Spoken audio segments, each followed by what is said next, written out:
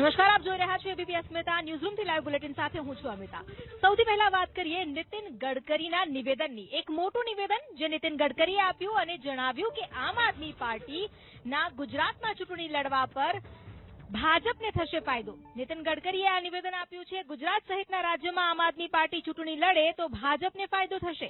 નીતિન ગડકરીએ એબીપી ન્યૂઝના કાર્યક્રમમાં કહ્યું કે આમ આદમી પાર્ટી સહિતના પક્ષોના ઉમેદવારના કારણે ભાજપ વિરોધી મતનું વિભાજન થાય છે, જેથી જો આ પાર્ટીઓ મેદાને આવશે તો ભાજપનો જીતવાનો રસ્તો સરળ બનશે।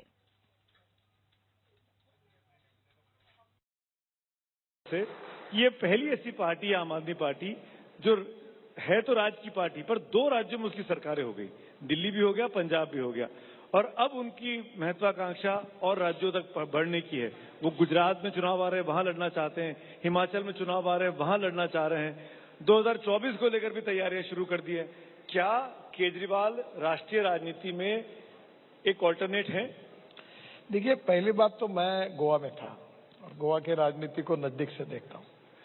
मैं आपको बताऊं, केजरीवाल भी पूरे देश भर लड़े और तृणमूल कांग्रेस भी देश भर लड़े और 4 रीजनल पार्टियां भी लड़े और उनके बीजेपी विरोधी मतदानों का डिवीजन कर दे और हमें जीतने का मार्ग आसान कर दे। तो ये एक और फॉर्मूला दे रहे हैं नितिन जी विरोधियों को कि सब एक हो जाओ तो बीजेपी को मुश्किल होती है। नहीं, देखो, बीजेपी में अभी चुनाव क्या होता है, एक वोटर बीजेपी को जिताने के लिए वोट देता है और एक वोटर बीजेपी को हराने के लिए वोट देता है। तो ये जब हमको हराने वाले वोटर डिवीजन कर देते हैं तो हमारा फायदा होता है। तो ये केजरीवाल जी डायरेक्ट इनडायरेक्ट अगर पूरे देश में चुनाव लड़ेंगे तो हम उनका स्वागत करेंगे, उनको शुभकामनाएं देंगे और जाए और कांग्रेस के वोटे डिवाइड करेंगे। હવે જોઈએ વિશેષ અહેવાલ। કોંગ્રેસ તૂટે છે।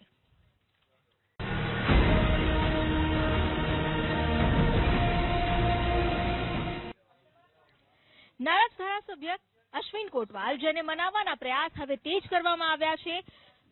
સંગઠન પ્રભારી રઘુ શર્માએ પણ આ અંગે હવે અશ્વિન કોટવાલ સાથે મુલાકાત કરી। આજે બપોરના સમયે સાબરકાંઠામાં આ મુલાકાત થઈ। રઘુ શર્મા અને અશ્વિન કોટવાલ વચ્ચે જે મીટિંગ થઈ છે, સ્વર્ગવાસી અનિલ જોશિયારાના નિવાસસ્થાને રઘુ શર્મા ગયા હતા, અશ્વિન કોટવાલ પણ ત્યાં પહોંચ્યા હતા, જ્યાં તેમની બેઠક થઈ। નારાજ ધારાસભ્ય અશ્વિન કોટવાલને મનાવવાના પ્રયાસ શરૂ થઈ ગયા છે। સંગઠન પ્રભારી રઘુ શર્માએ પણ તેમની સાથે વાત કરી છે। ગુજરાતમાં વિધાનસભાની ચૂંટણી પહેલા કોંગ્રેસમાં વધુ એકવાર ભંગાણ થઈ શકે, જો કે હવે ડેમેજ કંટ્રોલ કરવા માટે ફરી પ્રયાસ શરૂ કરવામાં આવ્યા છે। અમારી સાથે જોડાઈ ગયા છે સંવાદદાતા હિરેન રાજ્યગુરુ।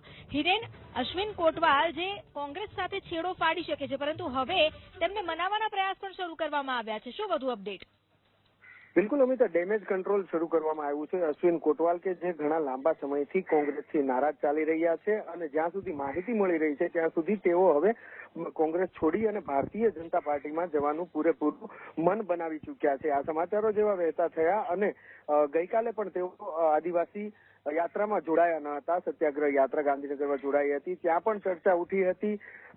નેતાઓ સાથે પણ આ ચર્ચા થઈ હતી કે અશ્વિન કોટવાલ કેમ હાજર નથી, જેને લઈ અને આજે સ્વર્ગસ્થ અનિલ જોશિયાના નિવાસ સ્થાને તેનું બેસણું રાખવામાં આવ્યું હતું, ત્યારે અશ્વિન કોટવાલ પણ ત્યાં પહોંચ્યા હતા અને ડોક્ટર રઘુ શર્મા પણ ત્યાં પહોંચ્યા હતા। જોકે બંનેની મુલાકાત ત્યાં નથી થઈ શકી। અશ્વિન કોટવાલ નીકળી ગયા, ત્યારબાદ રઘુ શર્મા ત્યાં પહોંચ્યા હતા અને ખ્યાલ આવ્યો હતો કે અશ્વિન કોટવાલ આટલા વિસ્તારમાં જ છે, ત્યારબાદ તેમનો ટેલિફોનિક સંપર્ક કરવામાં આવ્યો અને એક સ્થળે રઘુ શર્મા અને અશ્વિન કોટવાલ વચ્ચે બેઠક થઈ હતી અને આ બેઠકની અંદર અશ્વિન કોટવાલ કયા મુદ્દે નારાજ છે અને તેની નારાજગી ખાળવા માટે કોંગ્રેસ શું કરી શકે તેને લઈ અને ચર્ચા થઈ હતી। સૌથી મહત્વપૂર્ણ બાબત એ છે કે એક ધારાસભ્ય નારાજ થયા છે, જે ભારતીય જનતા પાર્ટીમાં જોડાઈ શકે તેવી પૂરેપૂરી શક્યતા છે અને તેને મનાવવા અન્ય કોઈ નેતાઓ નહીં, અન્ય કોઈ ધારાસભ્યો નહીં, પરંતુ ખુદ સંગઠન પ્રભારી ડોક્ટર રઘુ શર્મા મેદાને ઉતર્યા છે અને તેમને મનાવવાના પૂરેપૂરા પ્રયાસો હાલ થઈ રહ્યા છે। જી હિરેન, આભાર આપનો જાણકારી આપવા માટે। બાબતમાં જે વાત માધ્યમોમાં આવી રહી છે એ માધ્યમોની વાતમાંથી હું સ્પષ્ટતા કરું છું કે તેઓ સામાજિક કામને કારણે અને એમના પરિવારમાં કોઈની નાદુરસ્ત તબિયતના કારણે ઘણી વખત જાહેર કાર્યક્રમમાં એ જોડાઈ નથી શક્યા। થોડા સમય પહેલા પ્રદેશ કોંગ્રેસની બેઠકમાં પણ તેઓ જોડાયા હતા, પણ ત્યારે પણ તેમણે પ્રદેશના નેતૃત્વ સાથે વાત કરી હતી કે મારા કોઈ સામાજિક વ્યસ્તતાના કારણે અને મારા પરિવારમાં કોઈને આરોગ્ય બાબતની તકલીફ હોવાના કારણે હું હમણાં વ્યસ્ત છું તો ક્યાંય નથી આવી શકતો. મને પૂર્ણ વિશ્વાસ છે કે અશ્વિનભાઈ એમની સામાજિક અને અન્ય વ્યવસ્થા પછી તમારી સામે વખતે કામ એવું કરજો કે તોડફોડ ન કરવી પડે. આ સલાહ આપી છે જનપ્રતિનિધિઓએ કેન્દ્રીય મંત્રી અમિત શાહે. ગૃહમંત્રી અમિત શાહે આ વાત કરી. અવસર હતો ગાંધીનગરમાં વિવિધ વિકાસ કાર્યોના ખાતમુહૂર્ત અને લોકાર્પણનો. આ સમયે સંબોધન કરતી વખતે અમિત શાહે કલોલની જનતાને એવી પણ અપીલ કરી કે તમે મહાનગરપાલિકા આપી, તાલુકા પંચાયતો આપી, સંસદના સભ્ય પણ આપ્યા, માત્ર ધારાસભ્યનું ખાનું ખાલી રાખ્યું, જેને આ વખતે પૂરી દેજો. ગૃહમંત્રી અમિત શાહે એક દિવસની ગુજરાત મુલાકાતે હતા. અમદાવાદ અને ગાંધીનગરમાં 307 કરોડના વિકાસ કામનું ખાતમુહૂર્ત અને લોકાર્પણ કર્યું, જેમાં નારણપુરામાં નવું water distribution centre, Ghatlodia, Thaltej, Gota, Sola, Hebatpur ખાતે 826 આવાસ, બોપલનું ecology park, Kotarpur water works સહિતના કામ સામેલ છે. અહીંયા કાઉન્સિલરો બેઠા છે. બધાને મારી વિનંતી છે, હવે બાકીના સમયમાં કામ એવું કરજો કે આવતી વખતે તોડફોડ ના કરવી પડે. સમજણ પડે છે ને ભાઈ? પડે છે પાક્કી? અને મારી તો જનતાને વિનંતી છે કે ધારાસભ્ય ભારતીય જનતા પાર્ટીનો હોય કે ના હોય, કામ કરવા તો અમે બંધાયેલા જ છે. પણ મ્યુનિસિપાલિટી તમે આપી દીધી, કાઉન્સિલરો આપી દીધા, તાલુકા પંચાયત આપી દીધી, સંસદ સભ્ય આપી દીધો, વચ્ચે ખાનું ખાલી રાખ્યું. ખબર પડે છે કયું કયું? જોરથી બોલો કયું? આ વખતે ખાનું પૂરી દેજો. કલોલ મત વિસ્તાર સમગ્ર ગુજરાતમાં સૌથી વિકસિત મત વિસ્તારની સ્પર્ધામાં ઉભો રહે એની ગેરંટી હું તમને આપું. પણ આ વખતે ખાનું ભરવાનું છે ભાઈ. પાક્કું બોલો, આવશે? આમ આદમી પાર્ટીએ બીટીપીના છોટુ વસાવા અને મહેશ વસાવાને આમ આદમી પાર્ટીમાં જોડાવા આપ્યું આમંત્રણ. ગઈકાલે ઈસુદાન અને ગોપાલ ઇટાલિયાએ છોટુ વસાવા સાથે મુલાકાત કરી હતી. છોટુ વસાવા અને મહેશ વસાવા અંગત મિત્ર છે.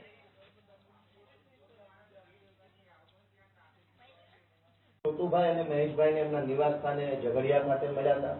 છોટુભાઈ અને મહેશભાઈ આદિવાસી સમાજને લઈ અને એમની પાસે જે વિઝન છે, જે રોડમેપ છે, જે સમસ્યાઓ છે એ એમણે રજૂ કરી.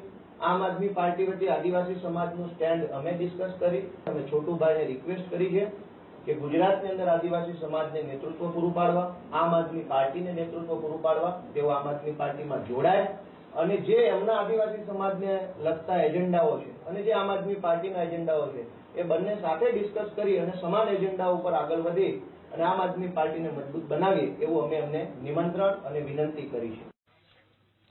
હવે વાત કાશ્મીર ફાઇલ્સ મુદ્દે ભાજપ વર્સિસ આપની.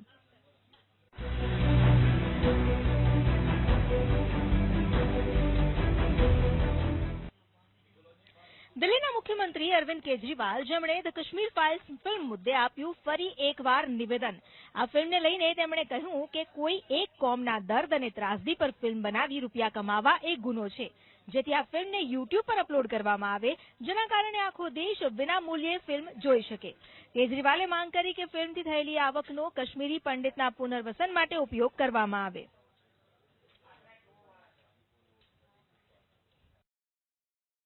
जब से कश्मीरी पंडितों का पलायन हुआ तब से केंद्र में 13 साल बीजेपी की सरकार रही. उसमें पिछले 8 साल से केंद्र में बीजेपी की सरकार है. इस दौरान एक भी परिवार कश्मीरी पंडितों का, एक भी सिंगल परिवार, क्या वो जाके वापस वहां पे रिहेबिलिटेशन हुआ है उसका? किसी कौम के दर्द पे और त्रासदी पे पिक्चर बना के पैसा कमाया जाए, ये तो क्रिमिनल है, ये तो सही नहीं है. देश ये बर्दाश्त नहीं करेगा. तो हमारी तो दो ही डिमांड है, इस पिक्चर को यूट्यूब पे डालो ताकि सारे देश, सब लोग कश्मीरी पंडितों के दुख को देख सकें, और दूसरा ये जो 200 करोड़ से ज्यादा जितना भी पैसा आपने कमाया है, ये सारा पैसा कश्मीरी पंडितों के पुनर्वास के लिए खर्च किया जाना चाहिए. વિદ્યાર્થીઓ હવે કુદરતી ખેતી અને ગૌ આધારિત ખેતીનો અભ્યાસ કરાવવામાં આવશે. ભાવનગરમાં યુનિવર્સિટીના પદવીદાન સમારોહ કાર્યક્રમમાં શિક્ષણ મંત્રીએ આ જાહેરાત કરી. આવનારા સત્રથી ઉચ્ચતર શિક્ષણમાં પ્રાકૃતિક ખેતીના વિષયનો પણ સમાવેશ કરાશે. જીતુ વાઘાણીએ આ અંગે પદવીદાન કાર્યક્રમમાં સમારોહમાં જાહેરાત કરી છે.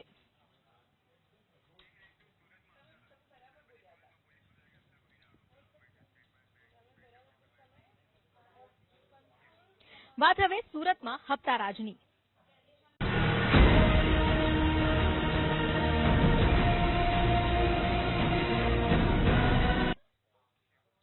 સુરત શહેરની ટ્રાફિક પોલીસ જેના પર ફરી એકવાર લાગ્યો છે એક ગંભીર આરોપ, અને આ આરોપ લગાવ્યો છે શહેરના એક જાગૃત એડવોકેટે. શહેરના જાગૃત એડવોકેટે વિડીયો જાહેર કરી દાવો કર્યો કે એક વચેટીઓ પોલીસના નામે વાહન ચાલકો પાસેથી ઉઘરાણા કરે છે. વિડીયોમાં એક શખ્સ પોલીસ ચોકીમાંથી ભાગતો દેખાય છે.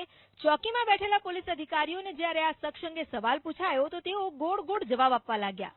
વિડીયો જાહેર કરનાર એડવોકેટે એવો પણ દાવો કર્યો કે સરદાર માર્કેટ 4 રસ્તા પર 5 થી 6 વચેટિયા વાહન ચાલકો પાસેથી હપ્તા ઉઘરાવે છે. એપીએમસીમાં શાકભાજી લેવા આવતા ટેમ્પો, ટ્રક ચાલકો પાસેથી દર શનિવારે 50 થી લઈને 200 રૂપિયાનો હપ્તો વસૂલાય છે. એવું પહેલી વાર નથી જ્યારે સુરત પોલીસ પર હપ્તા લેવાનો આરોપ લાગ્યો હોય. ખુદ વરાછાના ધારાસભ્ય કુમાર કાનાણી સુરત પોલીસની કામગીરી પર સવાલ ઉઠાવી ચૂક્યા છે. હવે આજની ઘટનાએ તેમણે પોલીસનું અમાનવીય કૃત્ય ગણાવ્યું. બહુ સારું કર્યું. આ ચોકીને તાળું મારીને ફરાર. જો ફરાર, જો ફરાર, જો ફરાર. ઓય! ચોકીમાંથી નીકળીને ભાઈઓ, આ તમારી ચોકીમાં કેમ આવે છે આ ભાઈઓ? તમે નથી ઓળખતા? જરા બી નહીં, નામ બી નહીં ખબર તમને. એટલે આ લોકો જે હપ્તા ઉઘરાવે તમને ખબર જ નથી. ચોકીમાંથી આ ભાઈએ હજી રિક્ષામાંથી ડાયરેક્ટ 30 રૂપિયા લીધા. એનું શું કહેશો તમે? એ ટેમ્પો ચાલક ખોટું બોલી રહ્યો છે તમારા મત મુજબ. એ જે ટેમ્પો ચાલક, એ ટેમ્પા ચાલકે જે કીધું એ ખોટું છે ને? એ ટેમ્પા ચાલકે જે કીધું કે આ ભાઈને મેં 30 રૂપિયા આપ્યા એ ખોટું છે ને? હા, ઓકે, સરસ. હવે આ લોકો સ્વીકારવા તૈયાર નથી અને ઇન્ચાર્જ ને ખબર નથી. પેલો ભાઈ ચોકીમાં ઘૂસી ગયો પણ પાછો ચોકીમાંથી ફરાર થઈ ગયો. કોણ છે? બરાબર, બરાબર. એટલે તમારો કોઈ વાક જ નથી ને ટૂંકમાં આમાં. ઓકે, ઠીક છે, બરાબર છે. હવે અહીંયા ટેમ્પા ચાલકો જે વાત હવે અમરેલી જિલ્લાની કરીએ, જ્યાં લાઠી તાલુકામાં 5 કિશોરોના ડૂબવાને કારણે મૃત્યુ થયા. લાઠીમાં આવેલા દુધાડા ગામમાં નારણ સરોવરમાં 5 કિશોર ડૂબ્યા. 2 કલાકની શોધખોળ બાદ 5 કિશોરના મૃતદેહ સરોવરમાંથી બહાર કાઢવામાં આવ્યા. 5 કિશોર બપોરના સમયે સરોવરમાં નહાવા પડ્યા હતા. જાણકારી મુજબ 5 કિશોર અમરેલીના લાઠી ગામના વતની છે. 5માંથી 3ની ઉંમર 16 વર્ષની હતી, જ્યારે મૃતક મીત ગથિયા 17 વર્ષનો અને હરેશ મોરી 18 વર્ષનો હતો. કિશોરના મૃત્યુ થતા પરિવારોમાં શોકનો માહોલ છે.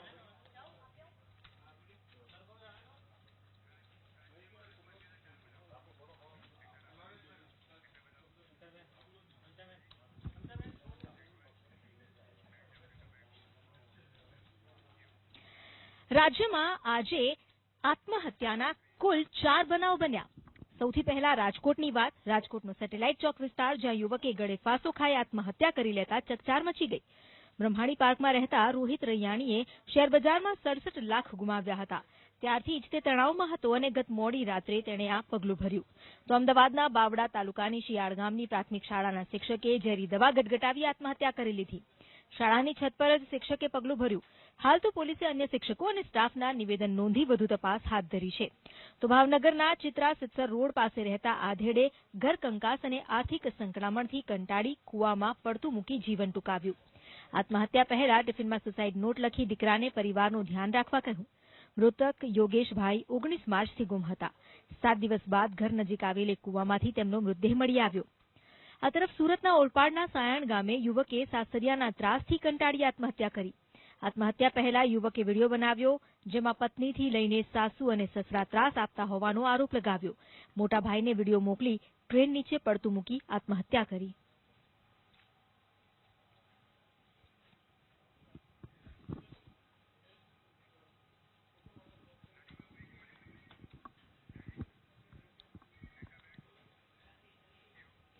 જીપીસીબીએ વડોદરા મહાનગરપાલિકાને ફટકારી છે નોટિસ. જીપીસીબીએ હવે કહ્યું છે કે જો હવે વિશ્વામિત્રી નદીમાં ગંદુ પાણી ઠાલવવાનું બંધ નહીં થાય તો ખેર નથી. અધિકારીઓને કાયદાકીય જોગવાઈ મુજબ જેલની સજા થઈ શકે છે. નોટિસ બાદ પણ નદીમાં ડ્રેનેજ અને ટ્રીટ કર્યા વિનાનું પાણી છોડવામાં આવી રહ્યું છે, જેની નોંધ લઈ જીપીસીબીએ કોર્પોરેશનને નોટિસ ફટકારી છે. વિશ્વામિત્રી નદીમાં હવે દૂષિત પાણી નહીં નાખવાની અપાયેલી નોટિસ બાદ પણ ડ્રેનેજ અને ટ્રીટ કર્યા વિનાના એસટીપીના પાણી ઠાલવવામાં આવી રહ્યું છે. દોષિત અધિકારી સામે ફોજદારી કાર્યવાહી થઈ શકે છે. કોર્પોરેશને મોટાભાગના સુએજ ટ્રીટમેન્ટ પ્લાન્ટ યોગ્ય ટ્રીટમેન્ટ કરવામાં નિષ્ફળ રહ્યો છે, ત્યારે વડોદરા શહેરમાં કોર્પોરેશન દ્વારા સંચાલિત મોટાભાગના સુએજ ટ્રીટમેન્ટ પ્લાન્ટ પણ બંધ હાલતમાં છે. આ વિગતો સામે આવી છે.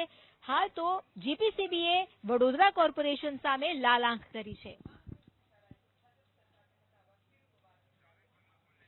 વધુ જાણકારી આપી રહ્યા છે સંવાદદાતા લોરેન્સ પરમાર. જી લોરેન્સ.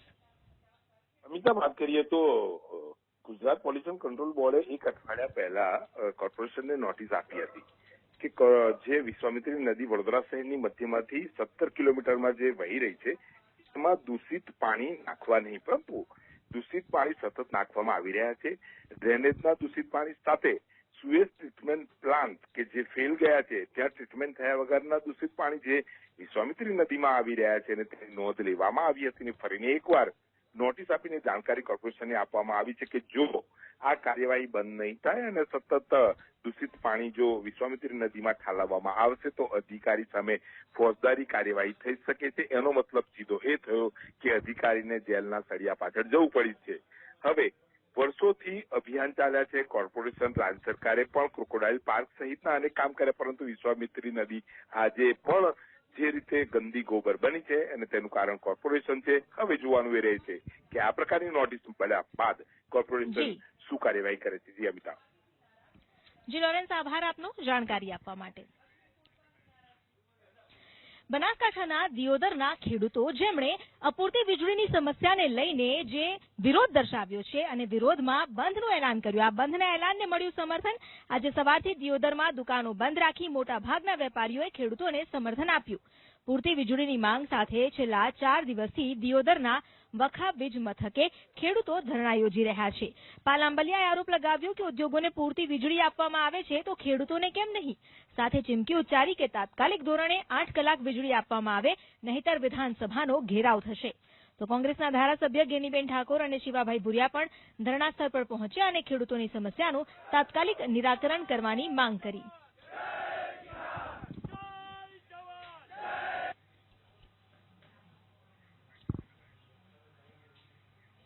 દ્વારકાના કુરંગામાં જ્યાં સ્થાનિકોએ કર્યો વિરોધ ઘડી ડિટર્જન્ટ કંપનીનો.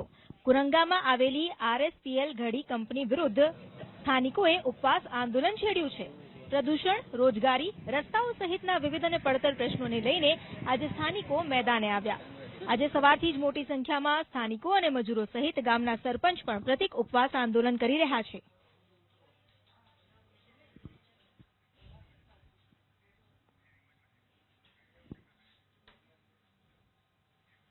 હવે જોઈએ ઓપરેશન સજ્જુ.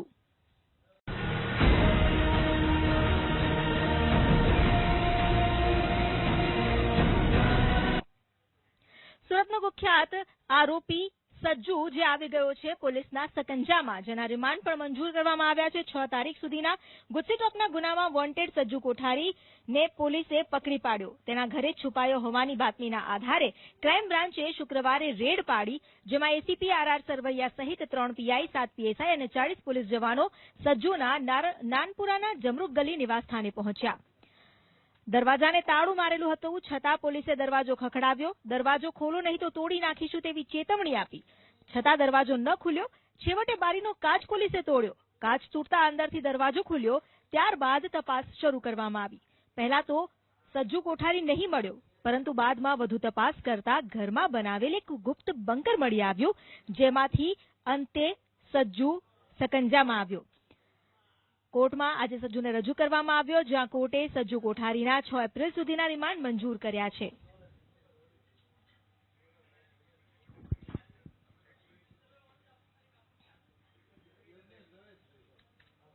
વાત હવે કરીએ વડોદરાની. વડોદરાના ડભોઈમાં જ્યાં એક યુવતી સાથે બની દુષ્કર્મની ઘટના. ડભોઈના બાણજ ગામે યુવતી ખેતરમાંથી કામ કરી આવી રહી હતી, ત્યારે રિક્ષા ચાલકે બળજબરીપૂર્વક તેના સાગરીત સાથે મળી યુવતી પર દુષ્કર્મ આચર્યું. આ ઘટના 9 જાન્યુઆરીએ રાત્રે 8 વાગે બની હતી. આ ઘટના બાદ યુવતી ડરી જતા ઘરકામ અર્થે મુંબઈ જતી રહી, જ્યાં તેને જાણ થઈ કે તે ગર્ભવતી છે. યુવતીએ મુંબઈ પોલીસ સ્ટેશનમાં ફરિયાદ નોંધાવી. મુંબઈ પોલીસે ડભોઈ પોલીસને આ ફરિયાદ ટ્રાન્સફર કરી અને આરોપીને શોધવા જણાવાયું. પોલીસ કાર્યવાહી કરે તે પહેલા છેલ્લા 3 દિવસથી આ યુવતી ગુમ થઈ હોવાની ફરિયાદ યુવતીના મામાએ ડભોઈ પોલીસને કરી. તપાસમાં આજે વહેલી સવારે યુવતીનો મૃતદેહ કુરાલી ગામ નજીક કેનાલમાંથી મળી આવ્યો. હાલ પોલીસે યુવતીએ આત્મહત્યા કરી છે કે તેની હત્યા થઈ તે અંગે વધુ તપાસ હાથ ધરી છે.